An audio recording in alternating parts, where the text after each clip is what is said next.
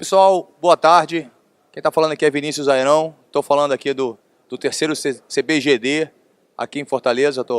Tive aqui ano passado, estamos aqui novamente. Novamente o nosso assunto é segurança, né? Um pouquinho mais tocado para a área de engenharia, né? A gente tem falado muito sobre regulação, sobre a parte de capacitação. Está na hora de falar um pouquinho sobre o assunto engenharia. É sobre isso que a gente vai falar amanhã.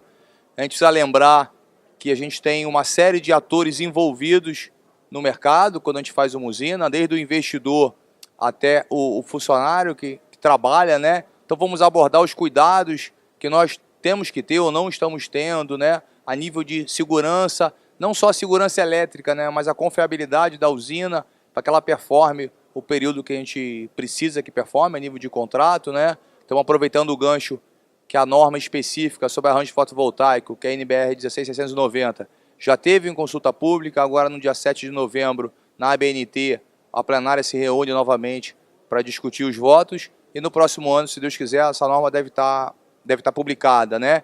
Isso vai ter algumas alterações no nosso dia a dia, e independente das alterações que essa norma traga, é importante que a gente já se prepare e já se preocupe com isso, né? Porque, afinal de contas, independente de estar ou não numa legislação específica ou numa norma específica, segurança é muito importante para todos nós. E também na parte financeira, né? Porque a confiabilidade de uma usina é importante para o investidor, né? E falhas que uma usina pode vir a ter por erros de engenharia, por falhas de engenharia, gera um passivo para todas as empresas integradoras, distribuidoras que tem no mercado, e alguns passivos podem até vir a levar à falência da empresa no futuro. Então é sobre isso que a gente vai falar, tendo sempre o foco em segurança, e segurança trazendo confiabilidade para o sistema fotovoltaico. Quando a gente fala numa instalação fotovoltaica, eu tenho que lembrar que a instalação fotovoltaica é uma parte de uma instalação elétrica já existente. Então eu tenho dois pontos principais ou dois pontos preocupantes. Primeiro, se a minha instalação elétrica existente ela já está bem feita, se ela já é segura.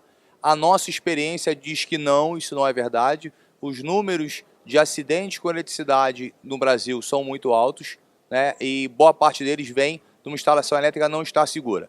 Então, quando eu estou instalando um sistema fotovoltaico numa instalação que não está segura, eu também estou instalando mais um problema dentro daquela instalação. Esse é um ponto. Um segundo ponto é quando eu tenho uma instalação elétrica segura e agora eu vou colocar um sistema fotovoltaico. É necessário que o instalador fotovoltaico tenha um arcabouço de conhecimentos em engenharia elétrica para manter a casa segura, porque existe o risco de você ter uma instalação segura, que já não são muitas, e a inserção do sistema fotovoltaico, por erro de instalação, transformar uma instalação que estava segura em insegura. Então o que falta para a gente é um conhecimento maior do instalador, né, para identificar a segurança ou não de uma instalação elétrica. Em ela não estando segura, seria possível até um novo nicho de mercado para esse instalador, que ele poderia passar a ofertar também o retrofit dessa instalação, que apesar de não trazer dinheiro, ele não é um investimento, ele é custo, mas ele tem que levar em consideração a segurança das pessoas, né?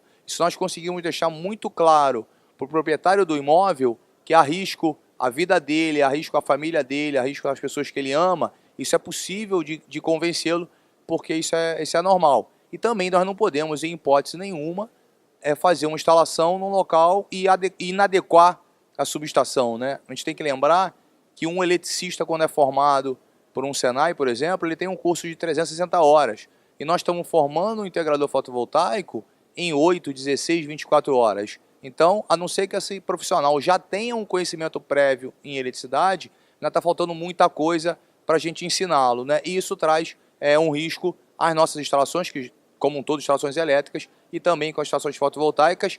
E no momento que a gente começar a ter acidentes de instalações fotovoltaicas, há sério risco do mercado piorar. Por quê? Porque o cliente vai ficar com medo e existe a possibilidade de uma maior intervenção do governo federal, ou através da ANEEL, ou através do Ministério do Trabalho, que vai limitar o nosso trabalho, que seria normal, né? Se esse trabalho está inseguro, ele precisa ser melhor trabalhado. São dois pontos, né?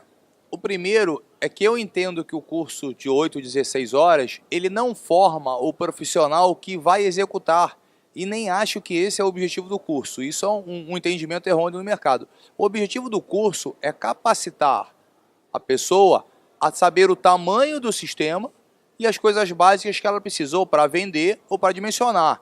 Esse é o objetivo do curso. Na hora que você vai fazer a instalação propriamente dita, você precisaria ter um profissional de elétrica que seria complementado para conhecer fotovoltaico. O mercado confundiu as bolas, entende que esse curso de 8 a 16 horas me forma capaz de executar a instalação. Não, no meu entender, me forma capaz de dimensionar o tamanho do sistema e me forma capaz de eu orçar e vender o sistema. Essa é a minha primeira opinião. E quanto à norma, repare, a norma ela vem após a engenharia, né? Ninguém para pensar, vou construir uma norma, vou fazer uma norma por algo que não existe ainda. Então eu tenho, realmente, eu não tenho uma complementação da norma de instalações para fotovoltaica, mas, por exemplo, 80% da instalação, da norma elétrica, na norma de instalações elétricas, que é a NBR 5410, já atende o sistema fotovoltaico. Tem algumas peculiaridades que ela não atende. Em ela não atendendo, eu posso usar o princípio da NR10, que vai dizer que aí eu tenho que usar as normas internacionais, e a norma internacional existe, que é a IEC 62548, ou mesmo que você não queira usar a norma internacional, você tem que usar a engenharia, né? O básico de engenharia, o engenheiro precisa fazer engenharia, ele precisa estudar, ele precisa sentar, ele precisa analisar. A norma facilita, ela me ajuda a não tomar decisões que meus colegas anteriormente já tomaram. Isso é o significado na norma. Mas, por exemplo, a norma também são condições mínimas, o que não significa que eu não possa ter exigências maiores. Vamos falar em fotovoltaica em hospital. Todos nós vamos concordar que as necessidades de uma instalação elétrica, e no caso fotovoltaica, numa residência, são diferentes no hospital. A norma não prevê isso, ela não diz o que eu faço. Ela me diz que eu vou ter que analisar, eu tenho que analisar qual a tensão que eu vou trabalhar, eu tenho que analisar o meu risco de fuga, o tempo de fuga em caso de incêndio, eu tenho que analisar se tem ou não o risco numa descarga atmosférica, eu tenho que analisar se onde eu vou interligar o meu aterramento, eu não vou afetar a equipotarização do CTI, ou seja, tem uma série de coisas que têm que ser analisadas que entra a engenharia. A engenharia tem que ser feita. O que nós não estamos fazendo em fotovoltaica é engenharia. E quando eu falo engenharia, eu não falo aquela feita por engenheiros. Engenharia, eu falo do ato de pensar tecnicamente e tomar decisões a partir disso. Ela é uma tecnologia que ajudaria, né? Vai reduzir o risco de sobreaquecimento em alguns pontos.